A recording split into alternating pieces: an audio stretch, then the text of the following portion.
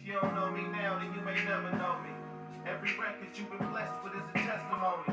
If I said it, bet it happened like I said it, homie. You want it fresh, but nonetheless, I can't finesse my story.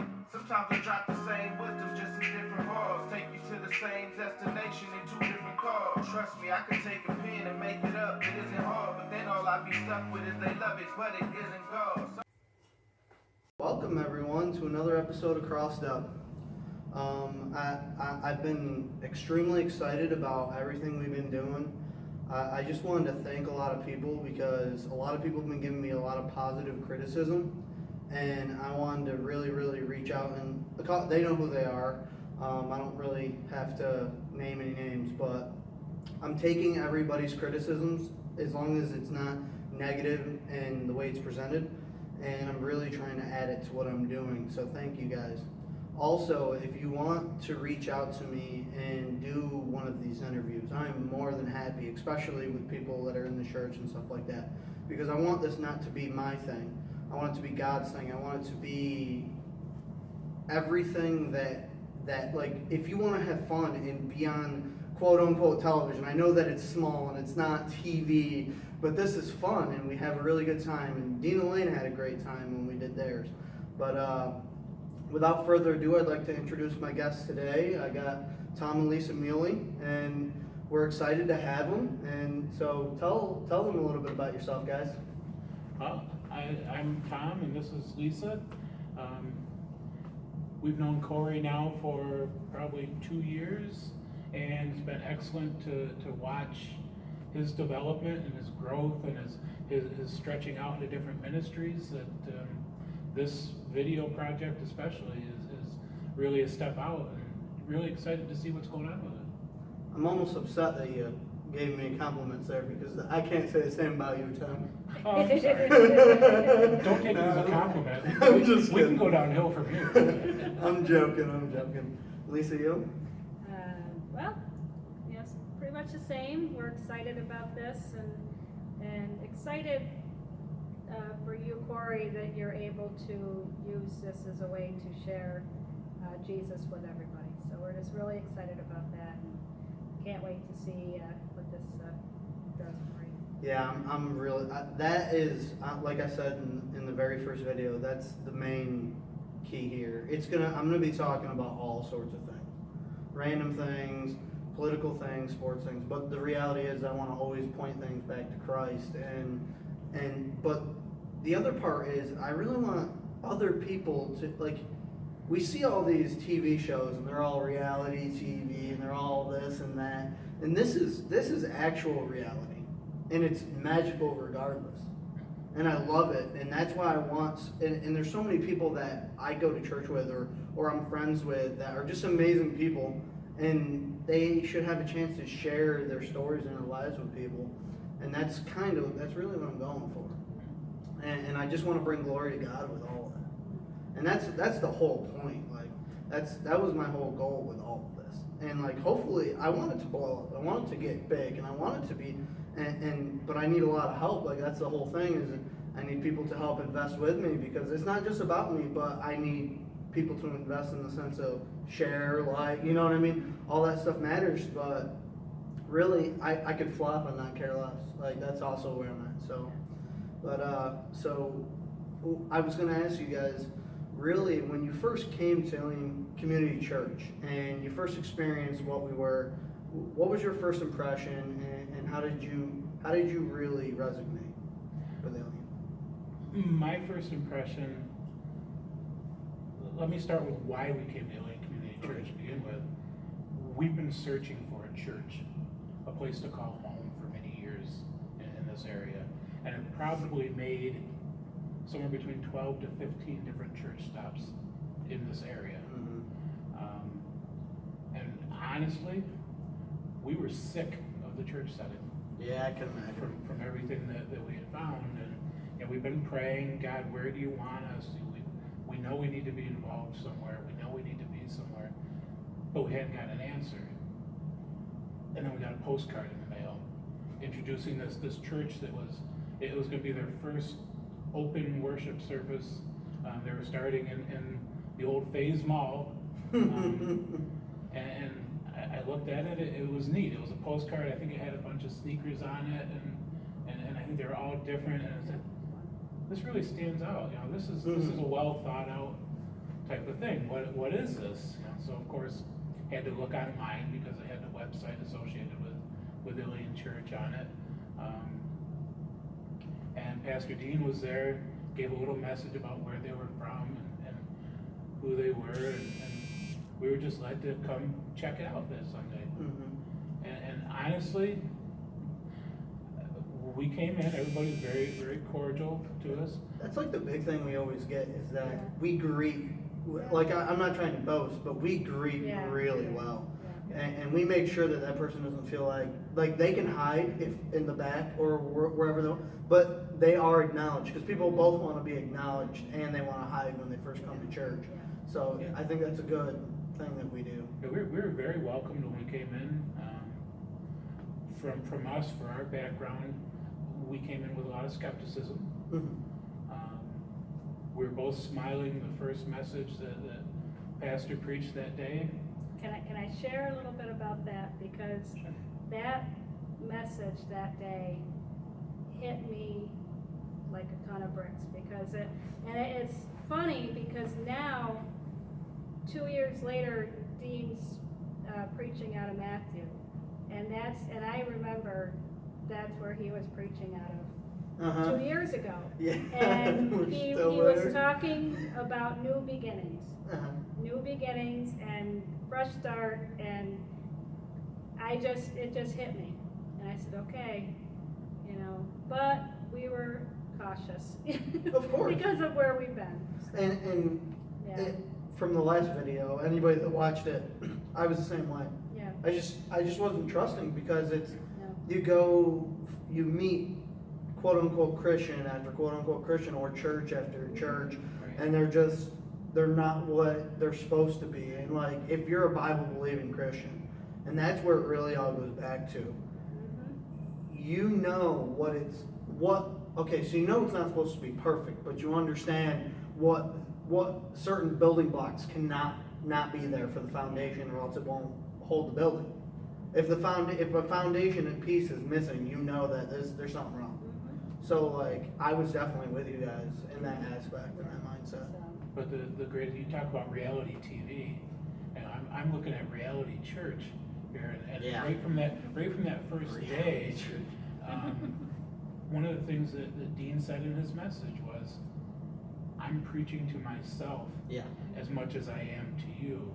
And for me, immediately, my immediate reaction was, okay, he gets it. Yeah. You know, he's, it's not a job, this is a calling to him. And even though we were uncomfortable with that, you know, as soon as everything was done, though, we got right out. You know, we didn't want to get attached. No, we wanted to stay anywhere. You know, I'll say bye to you walking by, but that's going to be about it. But over time, you know, one of the things I've noticed, as the numbers have grown, things have grown, but people have grown deeper in their faith too. Oh yeah, that's the biggest part about it. Right, and I'm not talking growth in numbers. I'm just seeing. I could care less about people, numbers. right? People that are doing things now, and people that are serving, and it's not, you know, what you said in the opening of this episode. You're not doing this for you. Yeah. You know, and it's all in God's will that you're doing it, and one of God's purposes for you is this. And it's been really exciting to watch people recognize that God has a purpose. And one thing I do want to make very clear, though, it's not like I don't enjoy and I'm like, man, this is real cool for me. Right. Because the reality is, it is cool for me. But I know, first and foremost, that it has to be done for God. But of course, I'm along for the ride, so it's amazing. It's like being on a roller coaster. Like, you're not controlling any of it, but you're enjoying yourself. You know what I mean? Oh, so and often when you're fulfilling God's will, you will enjoy it. And anybody out there, that's one thing. Like, pray for me, because this is the reality. Is I don't want it to be outside of God's will. If this isn't part of God's will, I don't want it. And of course, there's a part of me that's going to be attached to something that I think can be amazing like this. But the reality is I I've been through situations where I've had to choose God over other things, and it's always been tough, and it's not, but that's what you gotta do. As a Christian, whatever's on the other side is always gonna be more, I wouldn't say necessarily better, it's not gonna be more fun always, but the reality is if it's within God's will, the long term, it's better for you. Exactly. So, continue to elaborate on, you were to, I kind of butted in, I'm sorry. We were kind of talking we were pretty much talking about how you said you guys darted right out. Yeah, because we, again, for lack of a better word, we were evaluating. Yeah, of course. And I'm not even sure it was God telling us to evaluate, but it was us interjecting our past experience into it. And it's like, okay, you know, we hear this today, let's come back. And I think at first we kind of came every other week. Yeah. Only because we weren't all in at that point. Yeah. And we were very, very cautious, very guarded. But you know, each week we came back, we were welcomed. It was almost like we hadn't darted in and out or whatever. You know, we were welcomed. And again, we heard another message that we liked. The gospel was being preached. There was not, everything was based on the gospel, not based on, you know, 100 years of tradition. Yep. That somebody started years and years ago, and then you had to keep with it because, you know, that's what grandma did, and that's what. Yeah, and you know, and like I love, the reason I really got into all this is because I love podcasts and I love video blogs, stuff like that. I can watch them and learn from them and just listen to intellectual people talk for hours. That's like, I can get distracted doing it. Like, that's how much I enjoy it. And I've heard so many people, honestly, they put Catholicism on this pedestal as what Christianity is. And like you said, a lot of it is just tradition. And it's just going through the motion, rituals. And like you said, when you notice that that's not what this was, it really stuck with you. So like, that's kind of where I'm glad that you can come in, and once you get in behind the scenes in Alien Community Church, you really start understanding it's not that, for sure. Like, we have a format, but you can't really call that a ritual. And we just have things like Dean, the way he preaches too, some things that he can go off on tangents on things, and that would otherwise you'd never hear somebody talk about in a consistent, any of these ritualistic type churches. And so when I really look at that, it really spoke to me too. Can I clarify on the going off on a tangent? It's not like he's, you know. Yeah. No. Okay, so you know what I meant. We recognize that it's the Holy Spirit. Yeah, it's the Holy Spirit. It's just really exciting. That was really exciting to us when he would step away from the pulpit and just all of a sudden the message changed.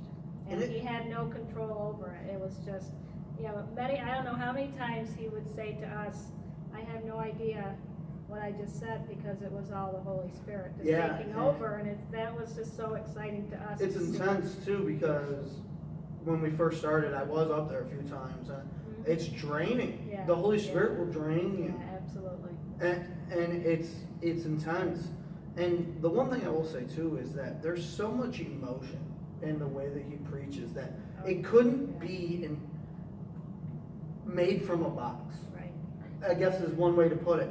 Like just last Sunday, he almost, and sorry Dave, I gotta call you out a little bit, he almost teared up multiple times at his own message because he was being so honest and so sincere.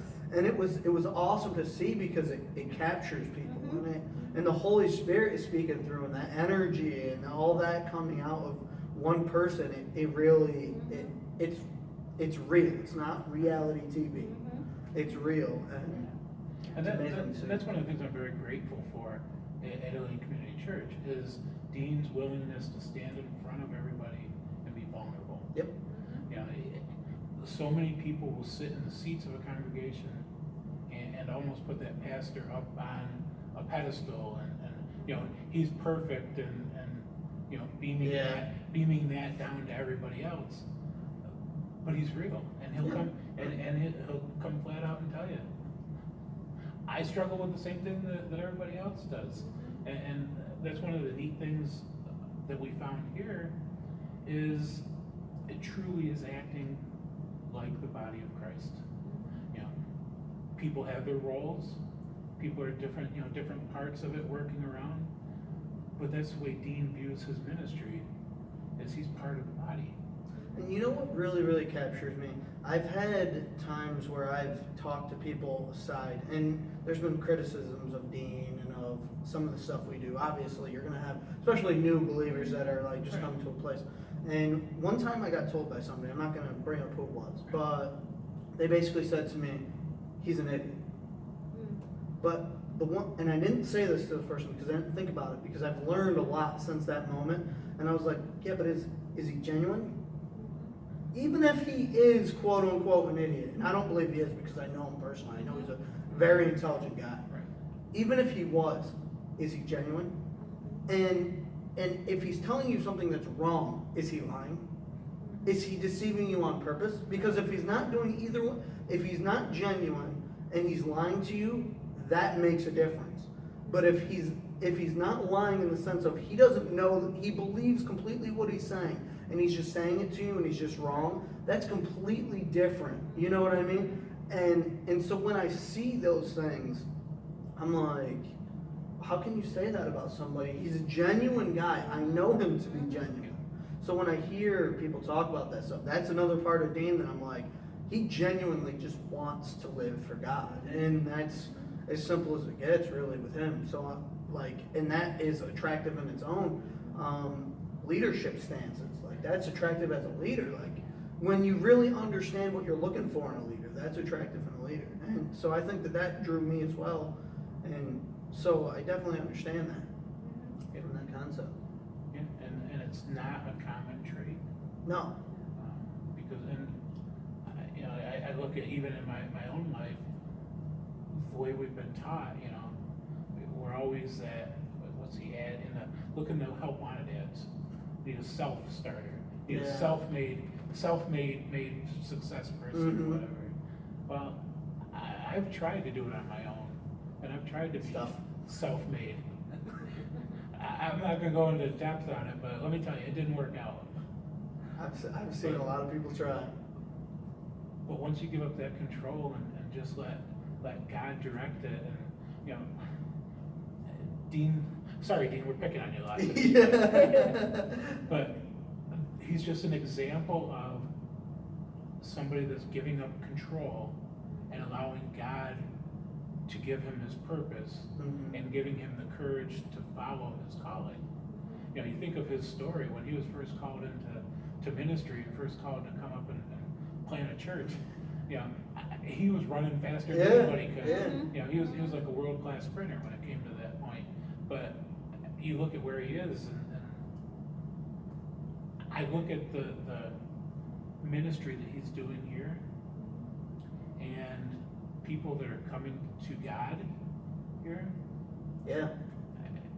Talk about putting the right person in the right place at the right time. You know, it's just, and again, it's a matter of obedience on their part. You know, it's not an easy move to come from Georgia to Central New York, but you know, this is a perfect example of following God's will for you. And you know, like I started to say, I take control, it gets messed up. Yeah. Oh yeah. But and I think I can speak for Lisa on this one. When we allow God to dictate where our life goes, it's such a better life. Yeah. Yeah. I'm not saying it's easy. No. There's Easy and better. Right. There's still a lot of obstacles in there. Even if you're going to take a worldly version of what a better life is, that's not easy. You still got to work very hard for whatever they're going to give you. Right. It's definitely not easy. Doesn't never always correlate to better. Right. But the difference is having a relationship with God. You understand there's something beyond the obstacle that's even greater than what you had before. And then on top of that, there's something beyond this life. And like, so if you don't quote unquote achieve all your goals in your life, you're not just you're not just falling short of the reality is you're still being given everything, which is Christ himself. That's the biggest. So when people talk about the treasures in heaven, and when you see, this is how you could, I can't say this is how you can know if somebody believes or not. But if you say, why do you want to go to heaven? And everybody goes, because it's going to be amazing there. Well, if you were to ask me, it's because Christ is there. Yeah. And that's because you understand who Christ is. You don't put heaven on a pedestal. Right. Heaven is miles, as a place, heaven, I guarantee you, it's miles below whatever Christ is. When we meet Christ, when we understand him at 100, well, we'll never understand him 100%, but when we have that real connection with him, whatever heaven is will be truly below. And so when I look at that part too, I'm like, it really makes me. Well, now you're talking the believer's view of heaven versus the world's view of Yeah, heaven. that's what I'm saying. You know, Yeah. Because if you have a relationship with Christ now, just imagine that relationship in person. Yeah, and the other part is people don't look at this either. Is heaven if without take Christ out of heaven, put somebody in it, I guarantee you they would get sick of it after a while, because we have an unobtainable appetite when it comes to things and places, and we could go to Niagara Falls and believe how beautiful it was, and then take out our phones and go on Facebook right after, because that all goes away. With God, it never goes away. The awe is always there. It's always present. So it's a whole different dynamic when you really dig in and you think about that stuff. But to kind of get back to you guys, because obviously we talked about Dean a little bit more than what we expected, but Yeah, but we love you, Dean. we love you. Yeah. So as a couple, you guys have pretty much been called. I would say, I don't know if that's what you would call being called to be prayer warriors. And we talked about it in our last interview that when God sent you guys to us at such an amazing, perfect time, because it was something we were trying to figure out. But it was like a puzzle piece that got put into place. And that's kind of what me, Dean, and Lane talked about. But could you guys expand on that? Like, how do you guys do you see that as your calling? And how do you, like, you guys have a gift for it. You really do have a gift for prayer, so. Well, I would say this actually would probably have started back when we were first married. We could go back that far. And really even further, to my growing up, because my whole life was faithful, F-U-L-L, faithful. Only because I saw prayer constantly. I saw my mom on her knees in the garden, and she would boldly tell us, I'm praying for all of you. I'm praying for my church, I'm praying. And I saw that. So I was so blessed to be able to see that and witness what prayer did. When you see stuff like that, having that background, does it encourage you more or less?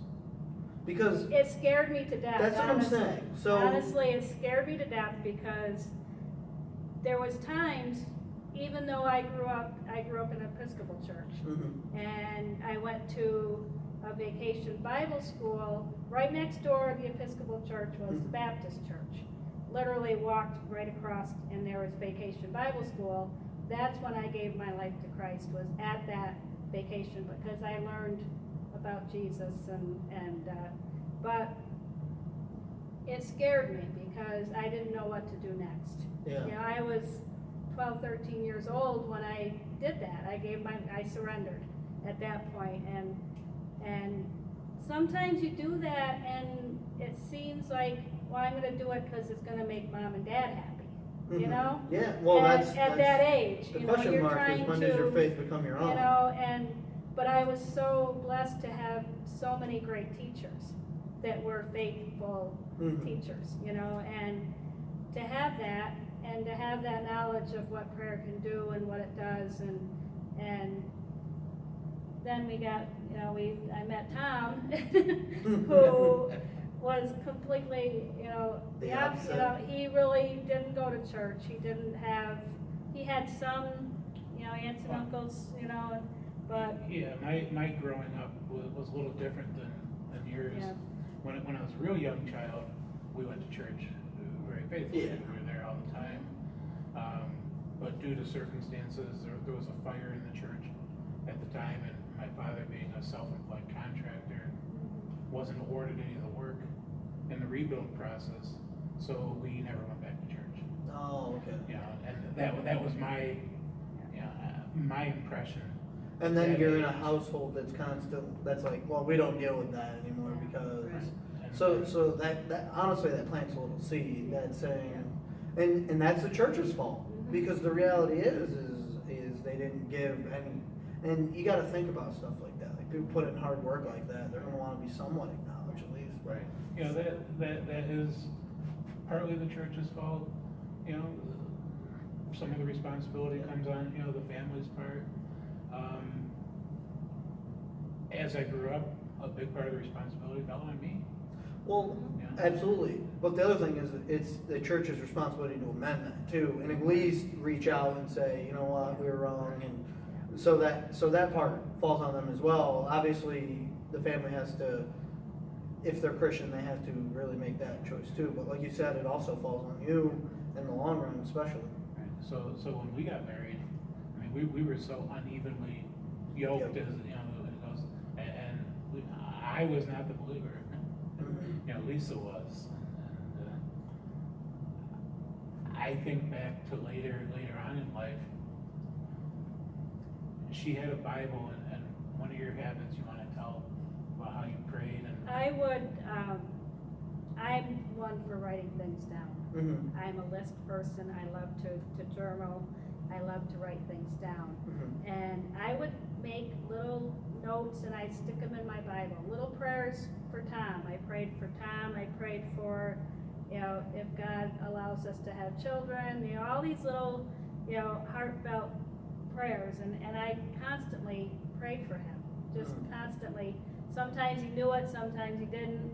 I didn't, Bible thump, I didn't, I just was who I was, and, and he would take me to church, drop me off, and he'd go get a newspaper and a cup of coffee, sit outside, wait for me to come back, and we'd go home and did whatever we did. But I was praying for him that whole time, and, he didn't have much of a choice when God took a hold of him, but, How much did it speak to you that she would faithfully go to church every single Sunday, regardless of whether or not you went? it was kind of annoying during football season. Yeah, well, honestly, I'll be No, no, I wasn't okay, a yeah. fan. I'll be honest with you. I feel you, man. Yeah. I get it. But I didn't necessarily mind because, and again, this paints a very selfish picture, and it's true. It's what I was. I didn't mind when she took the kids to church Yeah. And you got moments to yourself. because Yeah. I would be able to sit in the car with my newspaper Mhm. and my cup of coffee, and then when they came back out, we'd go home. Mm-hmm. It was all good. Mm-hmm. But as she said, God really stirred, and Yeah. even though he was stirring even before we got married, not to my recognition, but she may have recognized it at that point, he was working in the background. Mm-hmm. And as he started to get my attention a little bit, it's like, okay, we still went to the point of, we'd go to a church. Her father kind of set us up at a church local to us here, and he said, "Oh, go there. I know some people that are there or whatever." Uh-huh. So my manly stance was, you and the kids go check it out first, and then if you like it, then I'll go in next week with you. That's awesome. So she went to this church that her father had suggested, and she goes, yeah, there's a lot of nice people there. Blah, blah, blah, blah, blah. Have you ever heard of a church that didn't have nice people there? Yeah. Every time I go to a church, I'm like, oh yeah, the people are I great. know. What did I expect her to say, right? Yeah. But realizing now she was all part of that plan, anyways. But so we go, and you know, again, I still had a lot of me in me. Yeah. So, obviously the hot topic in most like liturgical churches versus, you know, non-traditional type of churches and all the churches, one of the hot topics is baptism. Yeah. Yeah, so this was my out, okay? Mhm. Because I knew I could go in to a church and with 3 young children, ask the question, why should I have these children baptized? I read the Bible, it says, you know, believers get, you know, baptized, and they're too young to get baptized. Mhm. But I know it's a church that traditionally baptizes young people, Mhm. infants, you know, before. So bring up the question. Yeah. So that was my question. I would Mhm. ask the pastor of that particular church. And a couple of them, there was one church we went to, the pastor just blankly looked at me and said, because that's what we do. Mm-hmm. No explanation on nothing? That was it. Okay, Oh, boy. not going back there. Yeah. There's my out, There's my out. okay? For everybody who's watching who's not a believer, these are great ways to know if a church is legitimately genuine. So we went to another one, and again, basically the answer was, well, because that's what we do. Okay, that's not what we do. That's not an answer. I want, you know, I want to know.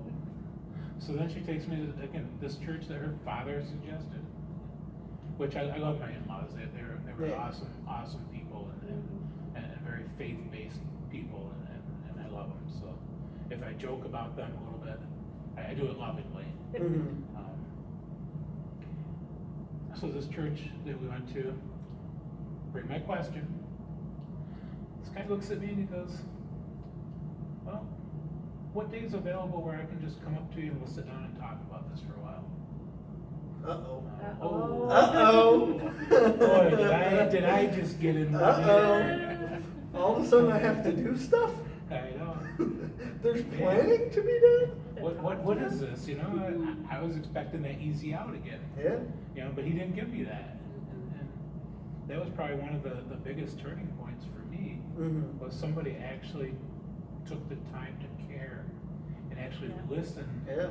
to what was going on, and I think more than listen, just kind of discern Yeah. where my heart was in this Yeah. whole issue. Yeah. That's awesome because And sure enough, he came up to our apartment. You know, we were living up in the middle of nowhere at the time, and he came up, sat down with us, and said, you know, ultimately it's your responsibility, yeah. your relationship, you know, with God. It's an age-long debate on when you have children baptized, when you don't have them baptized.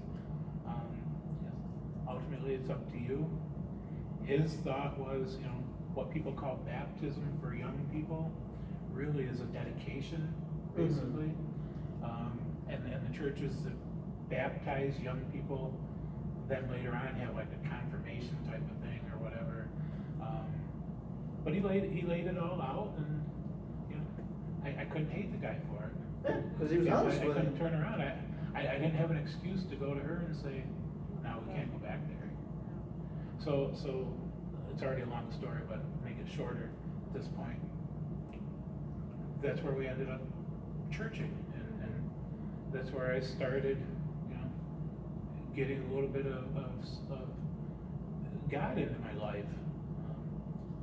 And then she set me up again to go away on a 3-day retreat with a bunch of men, and you know, that was the first time in my life that I truly felt the Holy Spirit in my life. Mhm. Because I had a lot of issues at that point, and that was the first time anybody had ever prayed individually for me. Wow. Listen to that. Yeah. That is the first time someone's ever prayed individually for him.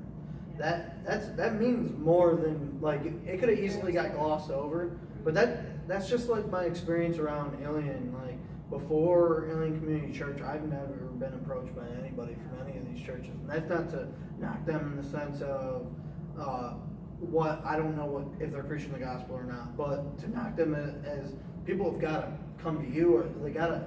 It takes service to show somebody that you care. Like there has to be some type of serving going on, and praying for somebody else is just a small bit, but it matters. But the biggest thing that we're called to do is form relationships. Yeah. You know, God wants us to form a relationship with Him. Yep. But He wants us to form relationships with people around us. Yep. And that's one of the. You can't do it by yourself. And to repair the broken ones Right. that were in your past and that are going to be in your future. Exactly. And that's what prayer does. Yeah. You know, it's that communication with God first, and it's communication with others, and So that's where I started to form my I want to say my love for prayer, but I don't know if that's the right No, way to say it. that sounds actually perfect, really, because it was such a turning point for you. So of course it would establish some kind of foundation and like, oh wow, this is very, very, very high on my list now. You know what I mean? So I could definitely see that.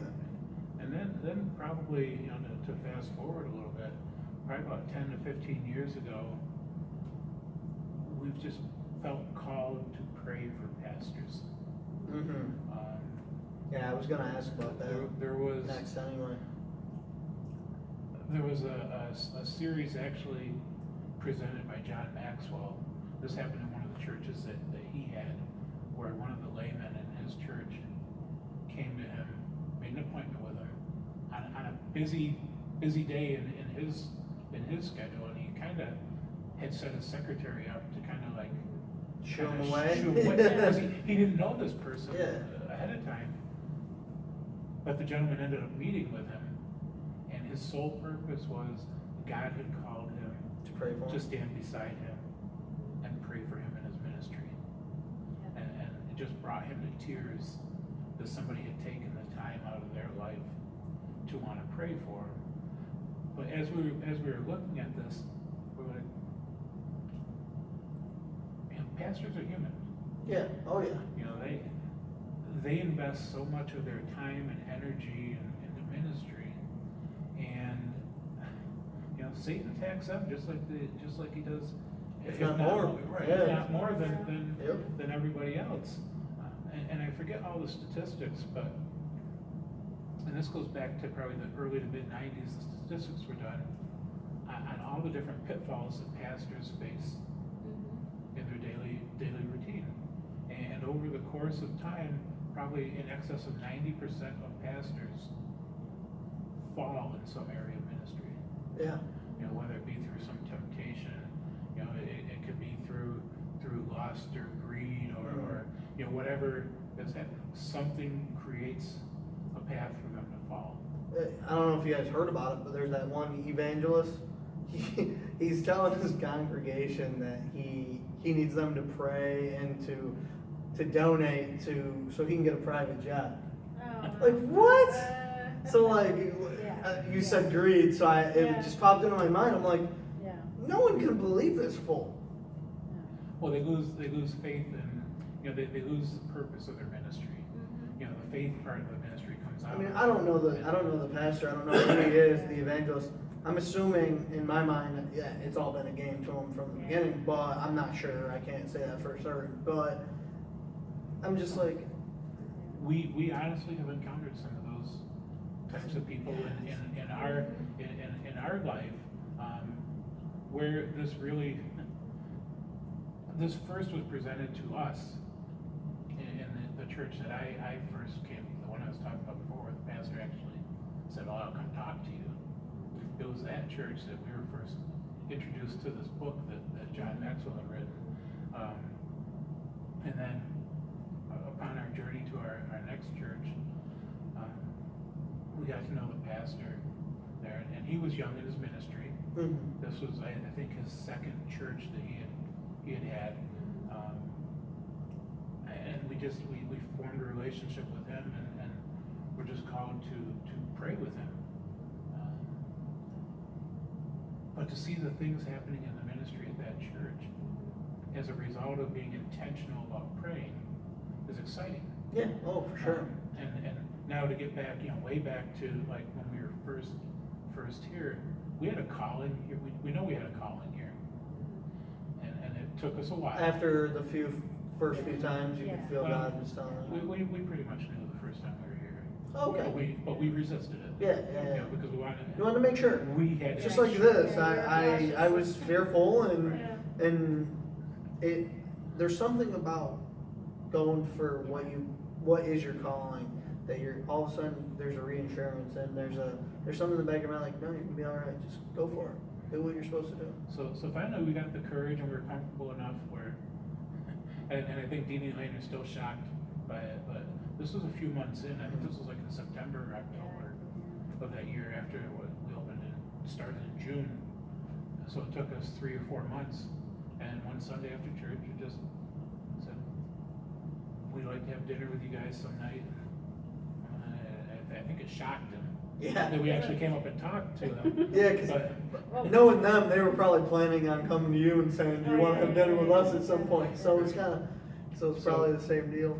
So we sat down and kind of surprised her, because I was like, okay, we've been doing this for 3 or 4 months. There's no need to beat around the bush. It's like, flat out asked him, I said, we feel we've been called to come and intentionally pray for you guys and to do this. And so I looked for the answer. Yeah, I want to, before we go too far, I want to dive into that, because you've said that to people before, and it didn't work out for you the same way. Can you go into that a little bit before we go into? Yeah, a couple, give you just a couple of examples. One that really puzzled us was, we would like to pray for you, pray with you, stand with you, pray with you. No, I'm good. That was one answer, which Like what? Still to today, just absolutely floors me. And one of the other incidents was when we were finding things out in a church that weren't what we felt God had ordained for the church to be. We sat down and met with the pastor, and his wife was there also. Because things were really falling apart in this church. And again, wasn't receptive to us praying with him or praying, intentionally coming together and spending the time and praying. So I asked him when we were asking questions, because one of the things that happened, he told us that he was sent there to change the way things were done. Now, this particular congregation had grown not only in numbers, but in leadership. Prior to this person coming? Yes, when the previous pastor was there, we had prayed with him, and one of his biggest desires, he said, I need you to pray intentionally that God sends leaders. Awesome. Because if you don't, to build on the ministry that was going on. And it was being fulfilled right in front of you. Absolutely. Yeah. And what happened to that pastor? Well, because to save his marriage, he needed to move. Okay. And so he actually moved south. And the reality is in So- order of so what you do for a church, your marriage is first. Absolutely. God and marriage. So the way that denomination functions is they basically place another person in there. I think they give their board, the opportunity to say yea or nay, but it's kind of frowned upon to reject that person. That's an awful mindset. Yeah. So now mind you, this was a congregation that was maybe having like 40 to 50 people attend on a Sunday, to where within like a couple of years there were well over 100 people on average So every it was Sunday.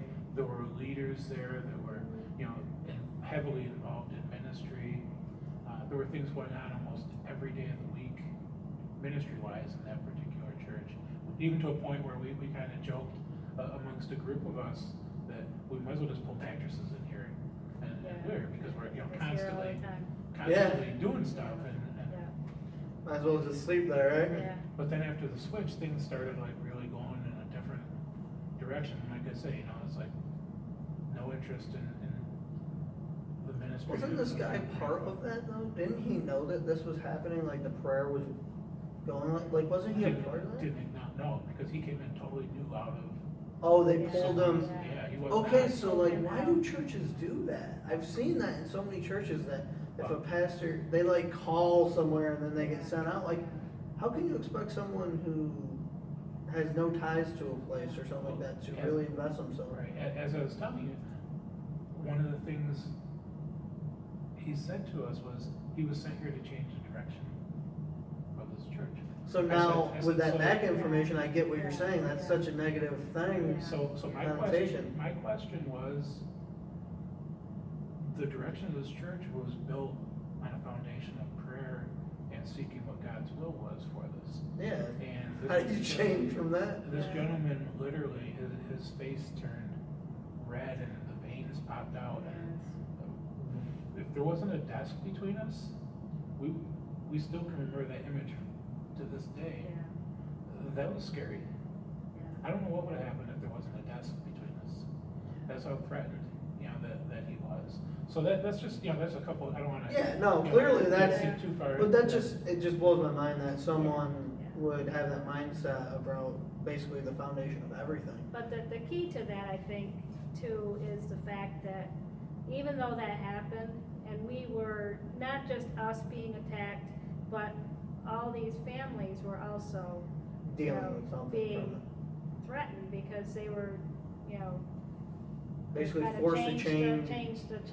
They were there, it's And- like if Dean something were to happen to him and someone were to come in and say, we're doing something completely different now. Yeah. And like, we've seen the growth and we've invested the time But and we built the prayer. the key to go back to the prayer ministry is the fact that even though these things happen, and you're gonna have obstacles that come in the way, you're gonna have people come